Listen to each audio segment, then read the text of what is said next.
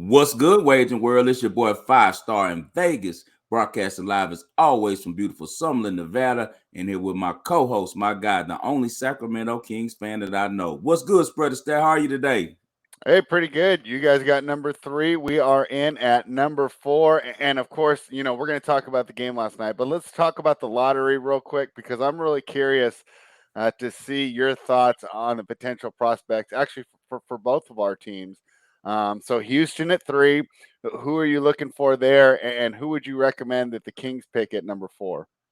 Dude, I am so ticked at the national media right now. Okay, so as you and I know, we've been following the draft the last couple months or so. When Houston was projected as having the number one pick, most likely because we had the highest percentage of getting the number one, we didn't get it. All of this time, everyone's been saying from the national media that Chet Holmgren will be number one. Now, last night when Orlando wins the draft, all of a sudden now they're releasing it saying Jabari Smith number one. And I'm like, wait a second. Don't try to give us the bus. You know what I'm saying? Like now you want to switch up, the media want to switch it up because Jabari Smith, in my opinion, is the best player coming out of the draft. And just in my opinion, he's the most pro-rated. I don't know about after everything's said and done, because Chet definitely has a higher ceiling, but he has such a low ceiling and such a high chance of and high probability of flopping as well, So I definitely want Jabari Smith at 3. I suggest for you guys. You're not getting Jabari Smith at 3. He going number 1. Oh, yeah, now because they're talking about it. At first, he was. What happened to Chet being the number one you can't pass up? And Chet going number 2. To OKC, they love it. They're gonna always draft. They love drafting white guys. You know that OKC whole Yeah. line of white. They got some good Yeah. white boys over there too. Like some They really, gonna really have good. Chet and What's the Giddy. guy's name? They got the European guy at the 4. Poku. I can't say They his whole got name. We him. just call him Poku. Poku, and then they got he can go, and they got the other kid from Virginia, the point guard. He can go too. So they'll be looking like the 60 Celtics next year when they get Chet up in there, man. But Yeah. Then I think you yeah, guys are gonna grab Paolo. How do you feel about him? no, we're not. I don't think that our GM Raphael Stone is um gonna do that. I don't see him doing that. I The think he reason is. why I think that he's very intelligent. He understands that in today's basketball, Banchero's game doesn't fit what the Rockets are trying to do at all. He's it'll be different if he was like a great defensive player, but he's just So pretty then, who do much you think mellow. he's gonna take? Ivy? No, we're gonna take Jabari Smith, hopefully. But if He's he's not not gonna be there, there. He going number 1 for sure. He gotta man, go. we He taking ain't going Jabari past Smith, man. 2. We're gonna put out some bad information on him and get him to He ain't drop. going. He ain't getting past 2. Even if Orlando picked Chet. Okay, so you gotta take Jabari. He seems No, like he head and shoulders above everyone. we're gonna take Shaden Sharp then. You like him? So he's the guy that I wanted to talk to you about. So Yeah. he seems to have the highest upside. I could be wrong, and I'm just going off these mock drafts, obviously, right? I don't have the inside info, but I think it goes Jabari, Chet, Paolo. So I was assuming we would be choosing between Ivy, Sharp, and Murray. Give me a quick I like breakdown of Murray. those 3. I like Keegan Murray. And people are saying that they don't like him. I like Murray a lot for the new game that's played in the NBA. He's like 6'8", he can handle the ball. He plays defense and he can really shoot the 3. And he makes a lot of contested shots as well. He really knows how to play basketball. So Like, I really what's his like comp? Like Franz Wagner? uh nah, he a little bit more a better scorer than him. Oh, really? Okay. I like Yeah, Wagner. I think he's really good. I think if the other guys weren't so good this year, Wagner would have got a lot of attention. It's just that Wagner is Cade good. He and definitely is a lot better than he was in college. His game yeah. definitely adapted to the pro game nicely. Yeah, it's just it looked like there's three legit stars with Cade, Jalen Green, and Mobley, right? Who could actually change franchises. Yeah. Wagner kind of not getting the attention because he's just going to be I don't know about an all-star, but he's going to be a really good player. So Did he make a first team all rookie? yeah, I'm pretty sure he did. How could he Yeah. not? Even He Scotty deserves it. Barnes is overshadowing him a little bit, but I think it's just because it was a really strong class this year. How do you think And this class compares to last year's class? Because I think last year's class was one of the best classes we had in a while. now you see how Scotty Barnes transitioned into the NBA. That's how Yeah. Keegan Murray is going to look a lot like him with a way better shot. Well, I'll take that because Yeah, with a Scotty way better Barnes. shot. We Yeah, saw how much he meant to that team when the games that he sat out, right? Especially like against Philadelphia and earlier in the season. When he yeah. got hot, that's when the team got good. So Murray's a interesting. versatile defender, and he's a really, really, really good three-point shooter, man. He's a really good scorer. He's a scorer and a three-point shooter.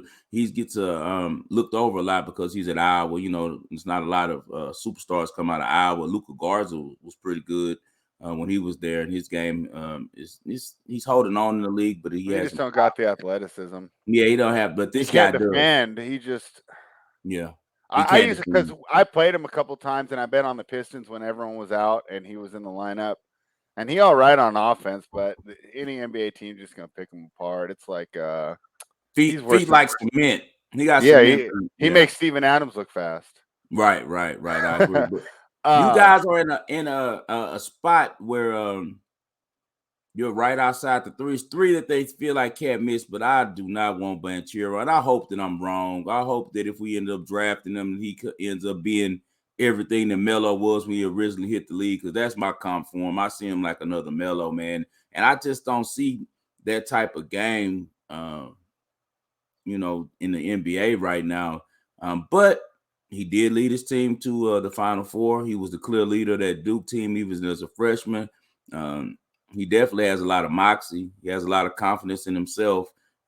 He's a Seattle kid too, so I think that him and Kevin Porter Jr. are very familiar with each other. You know, Seattle has some strong ties in the NBA, so we'll see how it goes. Who do you want for you guys? What I would be don't your know. dream? That's why I ask you guys. I'm not a college guy, so that's why I'm just asking. So Shaden Sharp, from what I did just some reading last night. Shaden Sharp seems like the big unknown, but he was the number one guy, coming out of high school of all these guys last year. And then what? He just decided not to play. Like he's just like, I don't want to play. What happened there? Man, that is something I am not very familiar with the situation. I don't know if it was some uh, violations with his recruiting or something, and Kentucky was afraid that they were going to get in trouble. Maybe this all happened before the NIL and stuff, and I Oh, don't know exactly what happened, but it was something with his recruiting that went on. And then after that, he was like, forget it. I'm gonna just prepare for the NBA. But everything I've heard and seen about him is that he's a ridiculous player, man. Like they say, he had the highest vertical in the history of the draft the tryouts and combine. combine. Yeah, Yeah, yeah. and they said that, and I know I've seen him shoot the three. He shoots the three lights out. He could shoot, man, and very explosive. He's 6'6", and he's still not through growing. So he's the sleeper. He can end up He's the being one that the best I one. would probably want then, just because we need like a generational guy. Like Fox is cool, but he's not your number one. Sabonis cool, not your number one. We need a generational guy like a Cade, a Yeah, Jalen, a yeah. Mobley, right? Talk to me about Jaden Ivey out of Purdue. He was originally slotted to go 4 before the lottery balls. Considered to be the 4th best prospect here. But boy, when I read about him, wasn't super excited. Seems like he's just another score first point guard that can't really defend. Seems like we He's already not got even one of really a those. point guard. They're gonna force him to be a point guard because of his acceleration and speed, but Mm-hmm. he needs to play like Maxi's getting used at the Sixers as a two guard that's slashing and that plays some, handles the ball sometimes, but not isn't the primary ball handler because his handle isn't tight like that to me. But Well, his maybe he first fits with Fox then. his first That's step what they're is saying. They say he's the nah. fastest dude on the as far Nah, as his just first step is John Morant like. He's that type of yeah. athlete.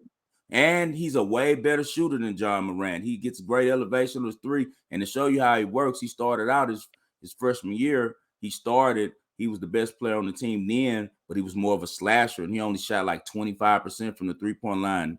His junior year, just now as he's leaving, he shot 40%. You know what I mean? So and one So thing he's I a liked good about him worker, too, he has a right? lot of dog in him. When Purdue used to get down, he'd be the only one that really never gave up, and he fights to the end. Made a lot of big shots for them in a lot of big games. So I like him a lot, but the problem is he doesn't fit what we're doing in Houston, so we can't take him. Because if we take him, you're pretty much going to have to say, well, okay, we're going to trade Kevin Porter Jr. or we're going to move him to the wing.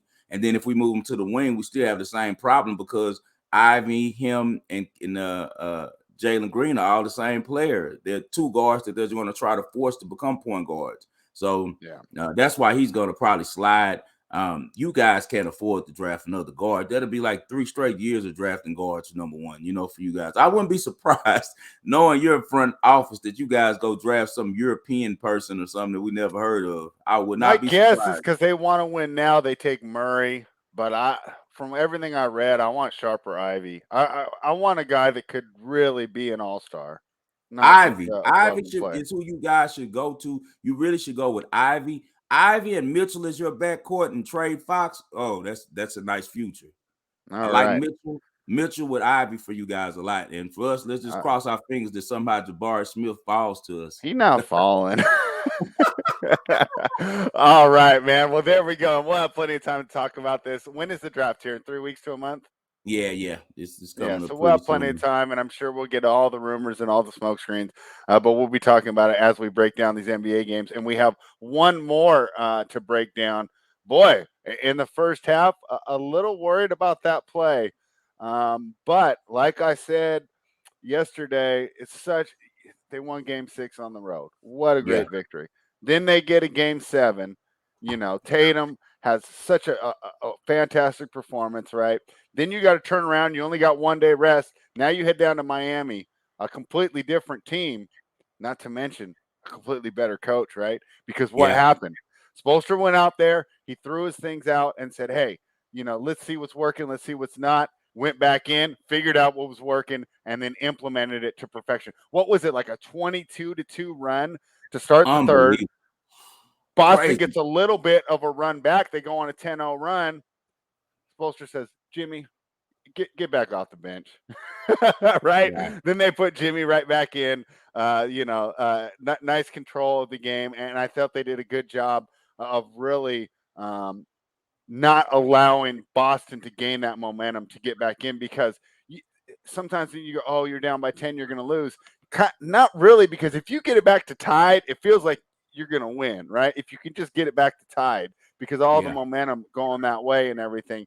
And Miami just did an excellent job of kind of thwarting the charge led by the Celtics. And Jaylen Brown, who had a kind of quiet first half, had an excellent second half. Tatum kind of switched, right? I mean, Tatum had one of the best first halves in playoff history, and then couldn't keep it up. But that's where that emotional and physical fatigue comes in, coming off, 2 of the hardest played series games that we've seen. I mean, the Bucks Celtics series was head and shoulders above every other playoff series we've seen so far as competitiveness, intensity, and level of play, right? And just to expect these guys to just keep going out there against a solidly coached team like Miami. And I'll tell you what, I talked yesterday about taking Boston to win the series, and I'm not necessarily still against that, but I don't think you do it yet.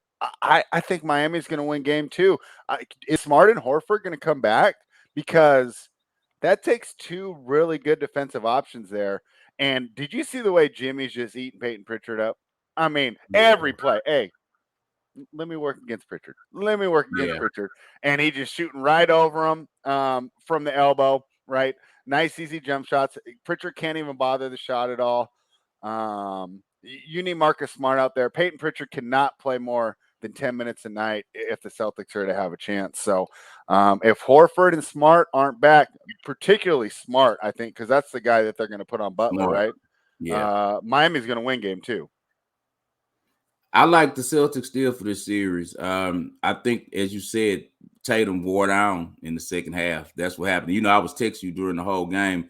I sent that to my clients +5 because it ran too high. But I also hit the, as I told you, the first half money line +170, first quarter +120, because I had a feeling that with Boston coming off of just playing, they would be a little bit more, game ready starting out. Exactly. And then I came back and took second half with the Heat -5 layup and the over because they were slipping with the over. You know, it was 98 for the first half, and then it was because they 1. correlated it to the 203. But you watched that game, and even though both teams were playing defense, the pace was there. And The a lot pace of was times, there. hitting those totals is more about hitting the pace Yeah, than offense. Breaking down the offense or the defense. The pace right. correlates to total so much more. And these teams want to get up and down the floor, and why not? Because their half court sets are too tough to beat. Yep. Your transition, your offensive rating and transition is going to be so much higher against both these teams. So it made Yeah. sense that both teams were really trying to push it. And as bad as Pritchard was on the defensive end, I did think that he gave them a spark on the offensive end by pushing it. Right. I Yeah. mean, he did a great job of catching the Heat on their heels there, and he was able to score. But like I said, he's just too much of a liability on the defensive end. Yeah, because that's why you need Marcus Smart because that You those need minutes him. those minutes then become White's men, and he did a great job. White's more than formidable on offense and defense. He's a good, Yeah. a good. He could really a low end starter and a high end bench player. So Great role uh, player. Exactly. yeah, Robert Williams played spectacular too. So it just was tired. You saw he was huffing and Yeah. puffing at the end of the first because that's where He had Hartford was going to cramps come too. I in. don't think he's used. You take some time off, and now it's an NBA playoff game. Yeah, yeah. That's tough too. A lot of Yeah, physicality but he involved looked out there. real good. I liked a lot of stuff that the Celtics did. They just had a horrible third quarter. Miami came out on fire in the hair, and Jimmy Butler. I'm sure that they challenged him to Pat Riley and Alonzo Mourning, and Coach Spoelstra probably wouldn't have gotten his face. It was like, hey, you're gonna let Jason Tatum come in here in your house and make you look like this? He's clearly been the best player on offense. He's and defensively he's shutting you down. So what are you gonna Yeah, do? He responded because you know he how the did. type of competitor Tom Ball, I call him old Tom Ball Jimmy is, because he's from Tom Ball, Texas, outside of Houston. It's a suburb where Hmm. my wife's dad lives. My father-in-law lives in Tom Ball. He's been out there a long time. But yeah, Jimmy Butler with a great performance, great team game by the Heat. I still like the Celtics though. I've even seen that game. I just still think the Celtics is going to be a real problem for them long term in the series. But supposed Yeah, to it'll was a be great coach. interesting because here would be my one pushback against that. I think this home court's going to matter a lot, and for all the regular season don't matter people.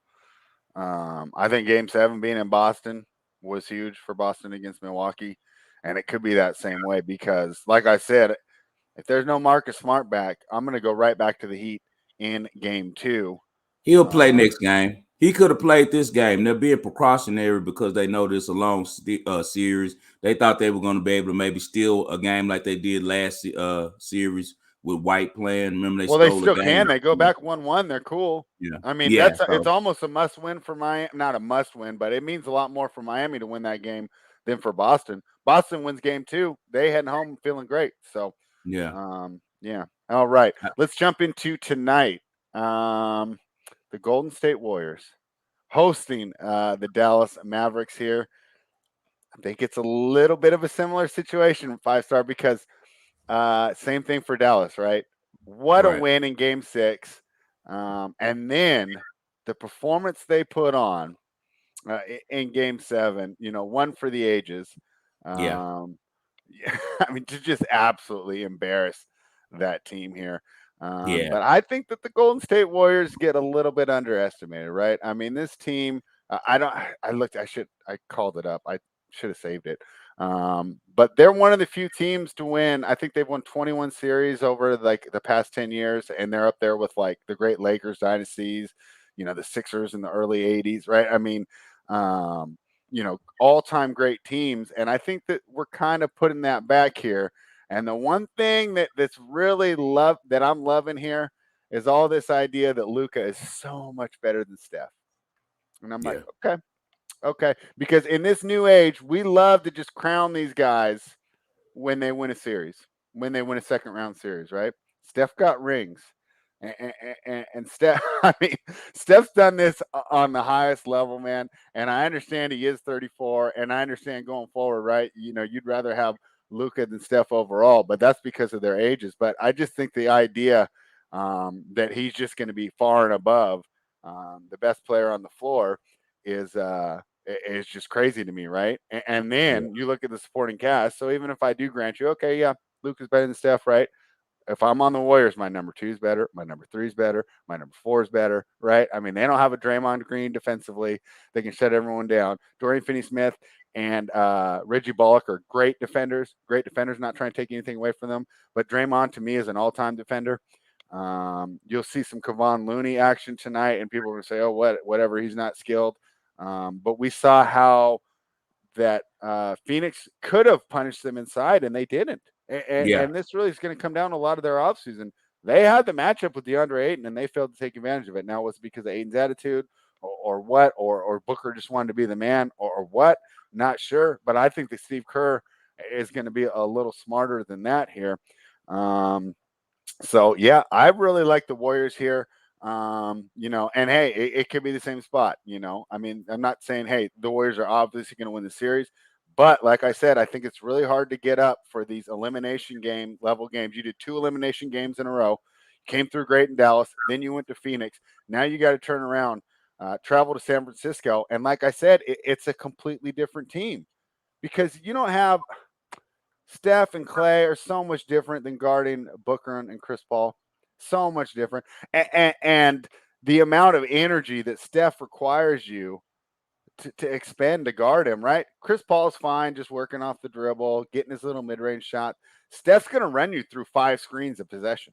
He's going to just keep running you through screens. You're going to keep getting hit by the bigger guys like Looney, Green, Wiggins, So I really like the Warriors tonight on the same idea that it's really tough to play 3 emotional games in a row. And also, I think it's going to be a jarring transition going from that Phoenix team to a Golden State team who I think is just so much more active and requires such a higher level of energy expenditure to try and defend them. What do you think of tonight? I got to push back on it, man. Let's hear it. The Mavericks, man, give them a lot of problems, man. I watched all of the actual games that they played this year. I know Draymond didn't play in 2 of them, but he played in one of them that they lost as well. The 3-1 Mavericks are against the Warriors this year, and each game Luka did whatever he wanted to do. He was getting anywhere he wanted to get on them, and he was really, really excited every time he played them. And also, Steph has struggled a lot against the Mavericks in their defense. As you know, that their wing defense is one of the best in the country. In the league. Pardon me, in the league with Bullock, Finney-Smith, Brunson. All of those guys are real scrappy. They fight through screens, and most of all, you got Jason Kidd, who's one of the best defensive coaches in the NBA. So that was going to be a tight number. I probably play this game the same way I played yesterday, whereas I'll probably take the Mavericks with them being hot, coming off a great performance against the Suns in the first half, and expect them to cover the short number and expect a lot of public money on Warriors first half and that the books clean up that way. So I'll probably jump with the Mavericks first half and then take the Warriors second half, and hopefully we get there, for the game on your pick. I just like how Dallas matches up with them a lot. As I told you, I'm going for my pick is going to be under 27.5 for Steph against Dallas in the last 2 seasons. The most points he scored against them is 27. Actually, this year he averaged about 16 points against them. He scored 18 points once and 14 twice. So I just feel like Jason Kidd has the formula going. Those guys are playing with a lot of confidence. And I do expect the Warriors to spurt in the fourth quarter because that's what they do. At home especially, I wouldn't be surprised if they get to that number for you. But I just think that early and often that the Mavericks will be around, and I think they'll be able to have a defensive answer for Steph Curry to keep him bottled up a little bit and under that number. And I think that this game will be close, at least the first half, very much similar to yesterday's game with Boston. Like I said, Dallas is playing with a lot of confidence, man. A lot of confidence. And Luka is right now feeling like he's the best player on the planet. And I think he has something to prove when he goes to Golden State. The last couple times he's went there, he's put on some shows, scoring over 40, and he had a 50-pointer there as well. So it's going to be a good series. I look forward to it. But as you said, with the sharp pick is the one you're on with the Warriors minus 5.5. It's only 2 buckets, And as the game goes on, just like yesterday. Fatigue, I'm sure, will set in with the Mavericks. They've just came out of a 7-game series. The Warriors have been home rested. So, and Kerr's back tonight, right? Yep. He's And back with that's the team. major.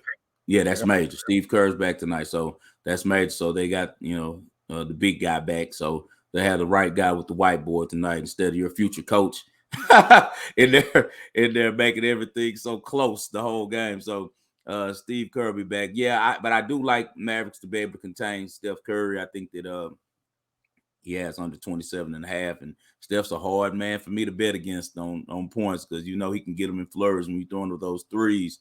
They come in bunches, but I just think the Mavericks are going to be really focused, and I think that kids' game plan first and foremost will be to stop Curry. So I wouldn't be surprised if they win, but it would be more with Poole and Clay having big games and Wiggins and things like that. And I see that too, because I think that Curry sees double teams all year, and he's not a guy that's going to force things, and he counts on his teammates, and that's where part of my handicap of saying, hey, my number 2's better, my number 3's better, right? Right. Yeah, they Clay can are. get hot. Yep. Poole's a great creator, right? I'm even fine, with some Andrew Wiggins looks here. So even though people might think that obviously we are a little bit opposite, but I think these can easily both get home. I don't think that the Warriors. Okay, I think the Mavericks need 30 plus from Luka, or they're toast. I think the Warriors can win with Steph getting 22. So that's another game that I also liked I also liked Luka over 30. I think it was 33. You might as well. His usage is going to be like 45%. Yeah. I like that as well. But I do lean Mavs first half though. They've been coming out with great game plans most every game. In the playoffs with Kidd, he's been having them ready on the road first quarters and first half. So I wouldn't be surprised at all if the Mavericks have the lead at halftime, but I also wouldn't be surprised if the Warriors end up still covering Warriors those third quarter best bet in basketball. best, their second half team. Yeah, they close games so marvelously, man, because they're so efficient. They run their plays so wonderfully. Now they got Kerr back.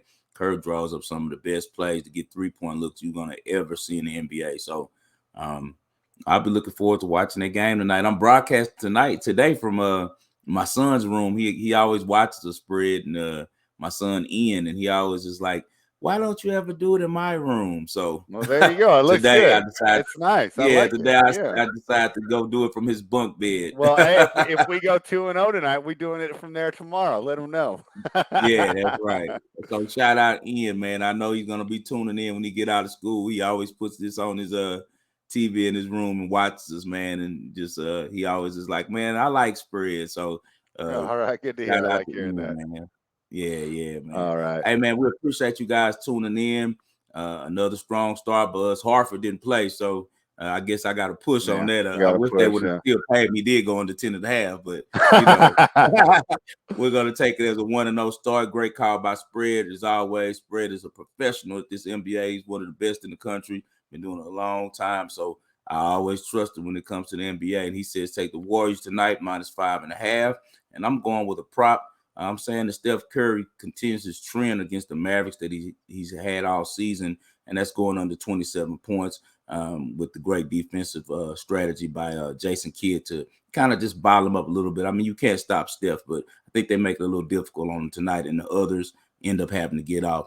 As always, you guys tune in us on SCOON TV. We're here Monday through Friday. Best of luck to you all, and we'll see you tomorrow.